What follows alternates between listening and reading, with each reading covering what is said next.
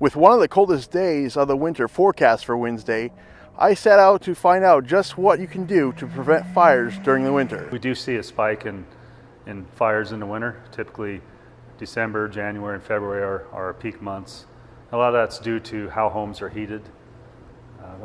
For instance, a furnace, a fireplace, stoves, things like that, they tend to be used a little bit more often in the wintertime.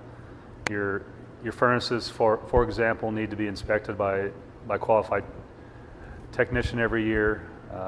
That's a common source of problems, it seems like in the past. Chimneys, especially in fireplaces, need to be inspected and cleaned. If you do have a wood burning fireplace or stove, try and use dry wood. The greener type wood tends to put out more creosote, which will cause that chimney to have a buildup and give you a higher likelihood of a fire occurring. So really the key here is just maintenance, maintaining your systems, have them inspected by qualified people.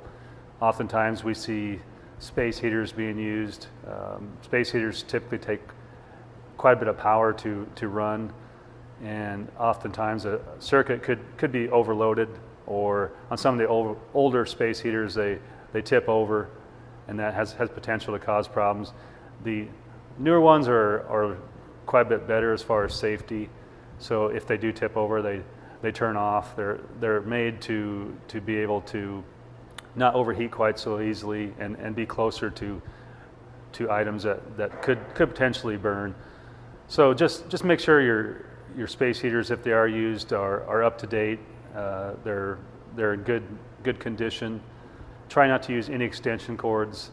Oftentimes we've seen a space heater being used with a fairly heavy cord that's attached to it, but then someone will power that heater with a lighter weight extension cord, and that cord will fail. So always make sure that if you do have to use an extension cord, it's a heavy duty one.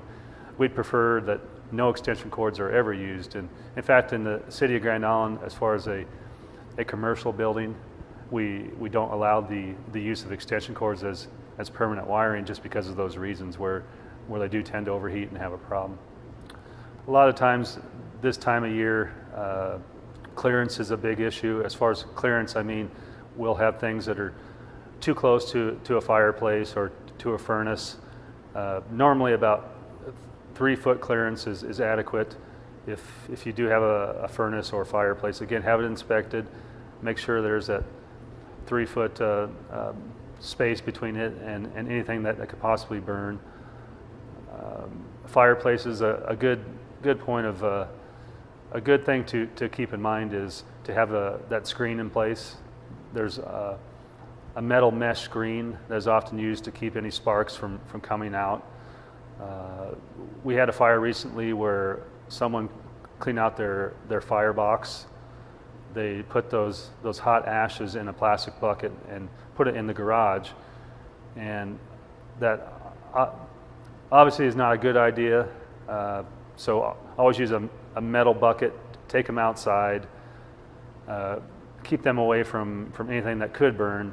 Don't dump them in the trash can or things like that, but actually take it outside, cool it off potentially, and just make sure that you use common sense. Obviously, if something looks worn out, frayed, damaged anyway, have it inspected by someone or don't use it.